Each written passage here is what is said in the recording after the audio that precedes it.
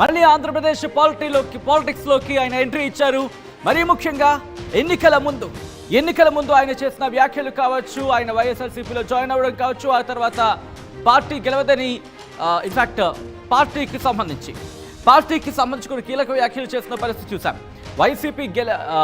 YCP ఓటమి పాలైన తర్వాత పద్మనాభరెడ్డిగా తన పేరు మార్చుకున్న సందర్భాన్ని కూడా చూసాం. అటువంటి ముద్రగడ పద్మనాభరెడ్డి ఇప్పుడు ఆయన ఒక సంచలనమైన లేఖను రిలీజ్ చేశారు. ముఖ్యమంత్రి చంద్రబాబుని టార్గెట్ చేస్తూ ఆయన లేఖను రిలీజ్ చేశారా? ఒకసారి చూసే ప్రయత్నం చేద్దాం. బ్రేకింగ్ న్యూస్ చూస్తున్నారు. ముద్రగడ పద్మనాభం ఒక లేఖ రాశారు. దానికి సంబంధించిన బ్రేకింగ్ న్యూస్ చూస్తున్నారు. ముఖ్యమంత్రి చంద్రబాబుకి రాసిన లేఖలో తీవ్ర ఆరోపణలు గుప్పించారు. ఆయన అధికార దాహం తీర్చుకోవడం కోసమే సూపర్ 6 హామీలంటూ కూడా ముద్రగడ ఆయన కామెంట్స్ చేశారు. హామీలు అమలు చేయలేకపోతే చేతులెత్తేయడం మీలాంటి సీనియర్ రాజకీయవేత్తకు తగునా అంటూ కూడా ప్రశ్నలు సంధించారని దానికి సంబంధించిన బ్రేకింగ్ న్యూస్ చూస్తున్నారు. సొల్లు కబుర్లు చెప్పడంలో మీకు మీరే సాటంటున్నారు. ఆయన తెలిసి అబద్ధాలు చెప్పి ఎందుకు ఓట్లు వేయించుకున్నారంటున్నారు ముద్రగడ. Chandrababu diverting politics చేస్తున్నారంటున్నారు.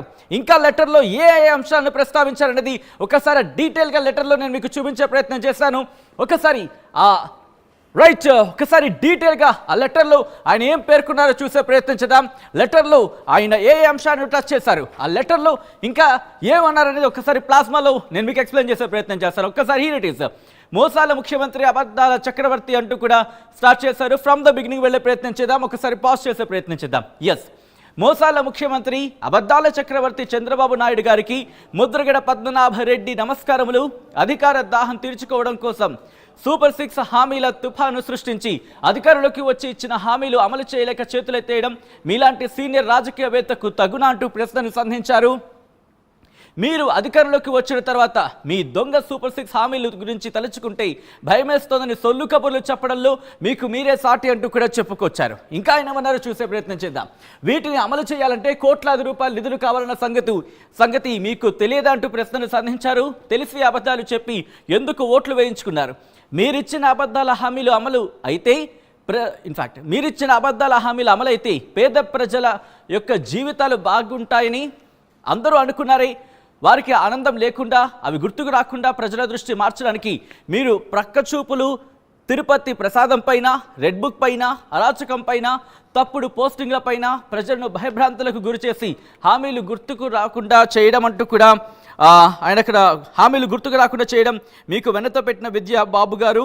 ఎప్పుడైనా తమ రాజకీయ జీవితంలో నిజం మాట్లాడారంటూ కూడా ఆయన క్వశ్చన్ సంధించారు. ఆ తర్వాత కంటిన్యూటీగా ఐ రిక్వెస్ట్ ఒకసారి ఈ మధ్య రోడ్లు వేయడానికి నిధులు లేవని పీపీపీ అంటే పబ్లిక్ ప్రైవేట్ పార్ట్నర్షిప్ ఈ మధ్య రోడ్లు వేయడానికి నిధులు లేవని పీపీపీ పబ్లిక్ ప్రైవేట్ పార్ట్నర్షిప్ పద్ధతిలో రోడ్లు వేయడానికి నిర్ణయం తీసుకున్నట్లు పత్రికలో చూశానండి.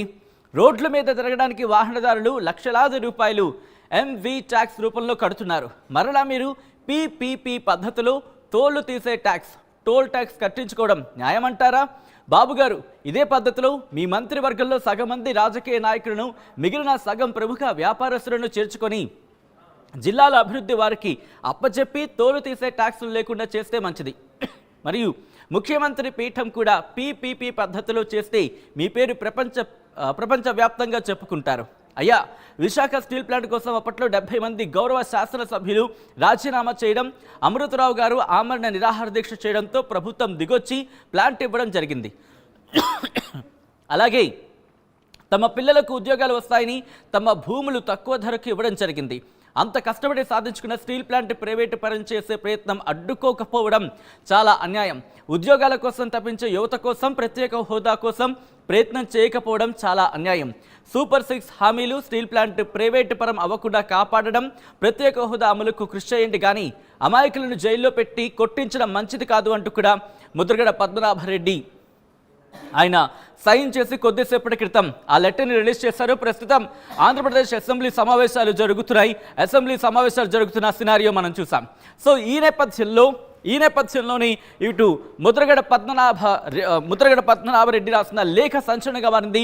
అప్డేట్స్ అందించేందుకు మా ప్రతినిధి ప్రకాష్ కూడా సిద్ధంగా ఉన్నారు.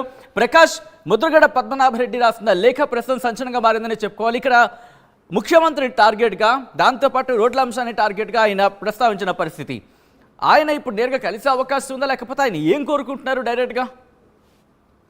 ఎస్ సచిన్, ఏదైతే మాజీ కాపు ఉద్యమ నేత ముద్రగడ పద్మనాభం ప్రస్తుతం వైసీపీ సీనియర్ ఇప్పుడు నాయకుడిగా ఉన్నటువంటి ముద్రగడ పద్మనాభం రెడ్డి అంటే మనం ప్రధానంగా తెలిసిందే ఎన్నికల్లో సమయంలో ఎంతో హాట్ టాపిక్గా మారారు. ఎన్నికల తర్వాత తన పేరు మార్చుకుంటూ మొత్తం మరొకసారి వార్తల్లో నిలిచినటువంటి ముద్రగడ పద్మనాభం రెడ్డి అయితే మరొకసారి ఈ యొక్క ప్రభుత్వంపై, కూటమి ప్రభుత్వం పైన, అలాగే సీఎం చంద్రబాబు పైన అయితే ఘాటైన లేఖ అయితే ఇప్పుడు ప్రస్తుతం సంచలనంగా మారిందని చెప్పాలి.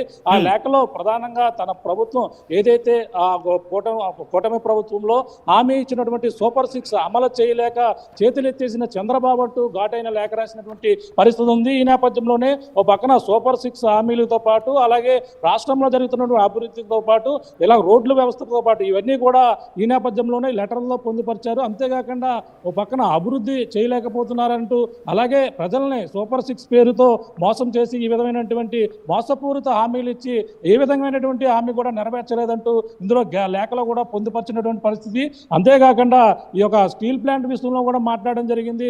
అలాగే ఆ యువతను సోషల్ మీడియాలో పోస్టులు వేసినందుకు వాళ్ళని కూడా కక్ష సాధింపుగా అరెస్టులు చేస్తున్నారంటూ మరొక విధంగా మొత్తం అంతా కూడా పోస్ట్ చేసినటువంటి పరిస్థితి ప్రధానంగా ఉందని చెప్పాలి. ముఖ్యంగా మనం చూస్తాం అంటే చంద్రబాబు ఈ విధంగా తన సీనియర్ నాయకుడు అయినా సరే ఈ విధంగా మోసం చేయడంలో తనను మించిన వారు లేరంటూ చేసిన దానిపై కూడా ఘాటైన లేఖలో పొందుపరిచినటువంటి పరిస్థితి ముఖ్యంగా ఉందని చెప్పాలి. సచిన్, ముఖ్యంగా చూసుకుంటే ఏదైతే ముద్రగడ పద్మనాభం రాసినటువంటి లేఖ కూడా అదే స్థాయిలో టీడీపీ నాయకులు కూడా కౌంటర్ ఇచ్చేందుకు కూడా సిద్ధపడుతున్నటువంటి పరిస్థితి మరో పక్కన కనపడుతుంది. సచిన్, ముఖ్యంగా మనకి లేఖలో ఇప్పుడు ఉన్నటువంటి సూపర్ 6 హామీలు నెరవేర్చలేకపోతున్నారని చెప్తున్నటువంటి పరిస్థితి ఉన్న నేపథ్యంలోనే దీనిపై టీడీపీ నాయకులు కూడా తీవ్రంగా మండిపడుతున్నారు.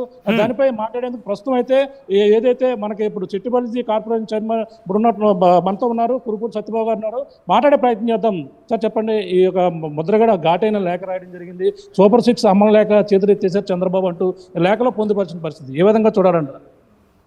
ఫస్ట్ ఆఫ్ ఆల్ అందరూ కూడా ఆలోచించిన విషయం, ప్రభుత్వం వచ్చి 5 నెలలు అవుతుంది, ఇంకా 5 నెలలు పూర్తిగా వచ్చింది. అయినా సరే చంద్రబాబు నాయుడు గారు ఇచ్చిన హామీలు కట్టుబడి మొన్న దీపావళి నుంచి ఈ ఉచిత గ్యాస్ సిలిండర్లు పంపిణీ జరిగింది.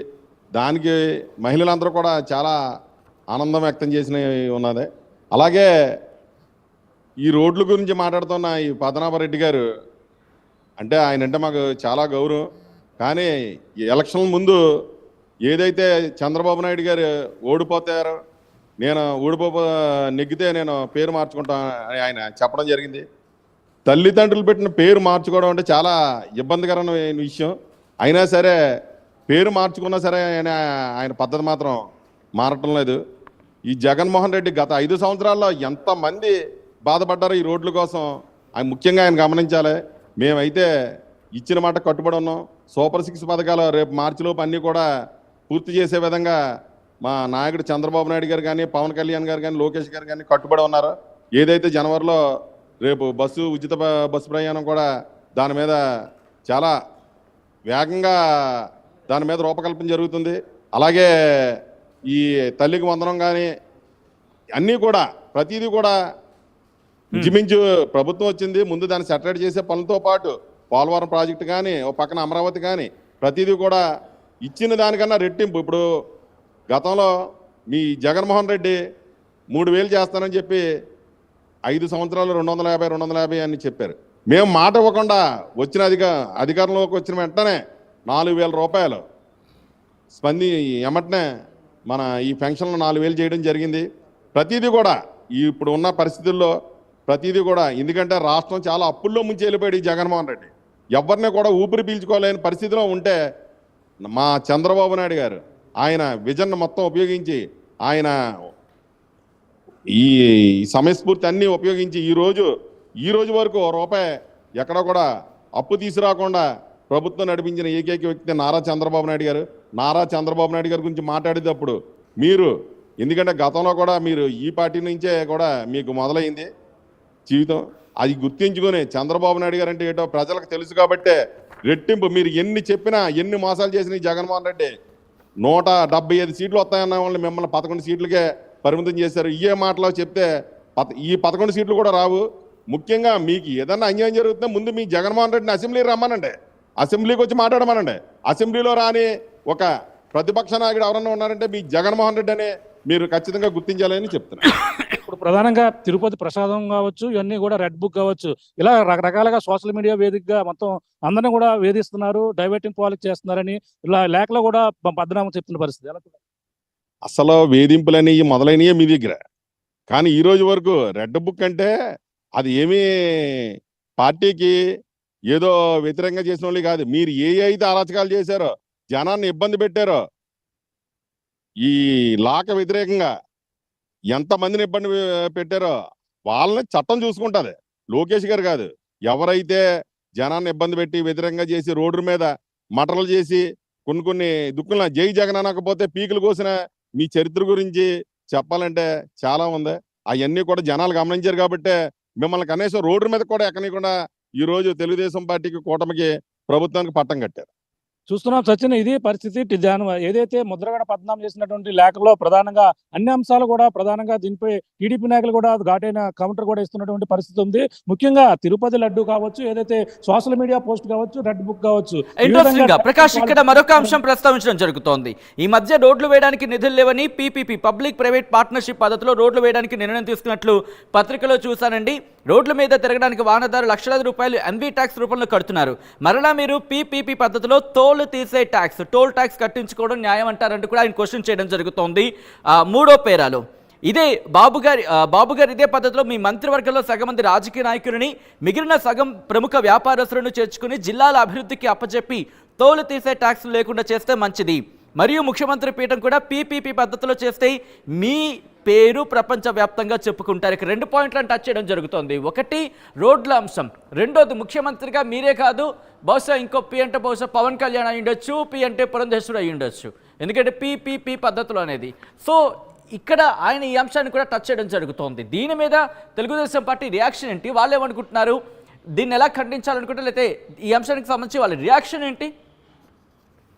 ఎస్, అంటే మనకు ప్రధానంగా తెలిసిందే పీపీపీ అంటే పబ్లిక్, ఏదైతే పబ్లిక్ ప్రైవేట్ పార్ట్నర్షిప్ ద్వారా రోడ్లు నిర్మాణం చేపట్టిన పరిస్థితి ఉన్న నేపథ్యంలో దీనిపై ఏ విధంగా ప్రయత్నం చేద్దాం చెప్పండి. అంటే పీపీపీ అంటే ఈ యొక్క ఏదైతే ఆ పబ్లిక్ కావచ్చు, ప్రైవేట్ కావచ్చు, పార్ట్నర్షిప్ ద్వారా రోడ్లు వేస్తున్నారు అనేది వాళ్ళు కామెంట్ చేస్తున్న పరిస్థితి. అంటే ఇదే విధంగా సీఎం పదవిని కూడా చేస్తే బాగుంటుంది అనేది చరిత్రలో మిగిలిపోతారని చెప్పిన పరిస్థితి. ఎలా చూడాలంటే ఈ పీపీపీ పద్ధతి అంటే గతంలో వీళ్ళు చాలా దారుణంగా రోడ్ల పరిస్థితి మనం ఎంతోసార్లు గమనించాం. పెద్ద పెద్ద లారీలు కానీ ఇట్లు కానీ హైవేలు, ఊరికి అనుకున్న హైవేల మీద కూడా కుంటల రోడ్లో కోరీలు తలపించేలా ఉన్నాయి ఇప్పుడున్న పరిస్థితుల్లో. ఎందుకంటే చాలా ఆర్థిక నష్టాలు ముంచేసి వెళ్ళిపోయాడు. అలాగని చెప్పి మేము ప్రభుత్వం ఇసుక మీద ఆదాయం కూడా ఆశించలేదు. ఎందుకంటే జనాలు కష్టాల్లో ఉన్నారు. ఇసుక ఫ్రీగా ఇస్తే కొంచెం భవన నిర్మాణాలకు పెరిగి ఆర్థికంగా కొంతమంది అన్న వెసులుబాటు కలుగుతుందని చెప్పి ఇసుక కూడా ఫ్రీగా ఇవ్వడం జరిగింది. ఆ విధంగా కొన్ని రోజులు తప్పని పరిస్థితుల్లో ఏమన్నా ఇంపార్టెంట్ రోడ్లు ఏమన్నా ఉంటే దానికి కొంచెం ఈ పబ్లిక్ సపోర్ట్ కూడా తీసుకుని కానీ ప్రకాష్ ఓకే, దానికి సంబంధించి ఆ చర్చ అనేది కంటిన్యూ అవుతూనే ఉంటుంది. కానీ ఒకటి అడిగే ప్రయత్నం చేయండి, ముఖ్యమంత్రి పీఠం కూడా పీపీపీ పద్ధతిలో చేస్తే మీ పేరు ప్రపంచవ్యాప్తంగా చెప్పుకుంటారనేది ఆయన ఇక్కడ ట్రిగర్ చేస్తున్న పాయింట్. పీపీపీ అంటే బహుశా పవన్ కళ్యాణ్, పురంధరేశ్వరి అని అనుకుంటున్నారా, లేకపోతే ఇంకా ఏమైనా పేర్లు అనుకుంటున్నారా? ముఖ్యమంత్రి పీఠం గురించి కూడా ఆయన క్వశ్చన్ చేయడం జరుగుతుంది లెటర్లో. దీనికి సంబంధించి తెలుగుదేశం పార్టీ రియాక్షన్, లేకపోతే కూటమి రియాక్షన్ ఏంటి అక్కడ? అంటే వాళ్ళు ఒకటే చెప్పుకొస్తున్నారు, గతంలో రోడ్డు కూడా వేయలేని వాళ్ళు ఈ విధంగా మాట్లాడే అర్హత కూడా లేదంటూ వీళ్ళు చెప్తున్నటువంటి పరిస్థితి. దీంట్లో కూడా మాట్లాడదాం. అంటే ఏ విధంగా అంటే పి అంటే పవన్ కళ్యాణ్, లేదంటే పురంధేశ్వరా, అంటే సీఎంగా మరొకరిని మారిస్తే బాగుంటుందని పద్మనాభంగా చేసినటువంటి కామెంట్లు అనేది కూడా మాట్లాడే ప్రయత్నం చేద్దాం. చెప్పండి, అంటే అక్కడ పీపీపీ అంటే మనం ప్రధానంగా చూసుకుంటే పబ్లిక్ ఏదో ప్రైవేట్ పార్ట్నర్షిప్ అని మనం చూస్తున్నాం. కానీ వేరొక అర్థం వచ్చేలా ఉందని, ఆ అర్థం వచ్చేలాగా ముద్రగడ పద్మం పెట్టారు అన్నట్టుగా దాని మీద అంటే థర్డ్ పేరాలో లాస్ట్ లో ఆయన చెప్పడం జరిగింది, ముఖ్యమంత్రి పీఠం కూడా పీపీపీ పద్ధతిలో చేస్తే మీ పేరు ప్రపంచ వ్యాప్తంగా చెప్పుకుంటారని ఆయన మెన్షన్ చేశారు. పవన్ కళ్యాణ్ గారితో సహా చంద్రబాబు నాయుడు గారి నాయకత్వం కావాలని కోరుకోవడం జరిగింది. వీళ్ళు కనీసం ఈ 5 సంవత్సరాలు అవకాశం ఇస్తే జనాల కోసం పట్టించుకోకుండా ఇష్టం వచ్చినట్టు మాట్లాడిన ఈ నాయకుల విషయాల గురించి అయితే దాని గురించి మేము అయితే స్పందించవలసిన లేదు. ఎందుకంటే రాష్ట్రంలో ఉన్న ప్రతి జనాభా అంతా కూడా చంద్రబాబు నాయుడు గారి నాయకత్వం కావాలని మరీ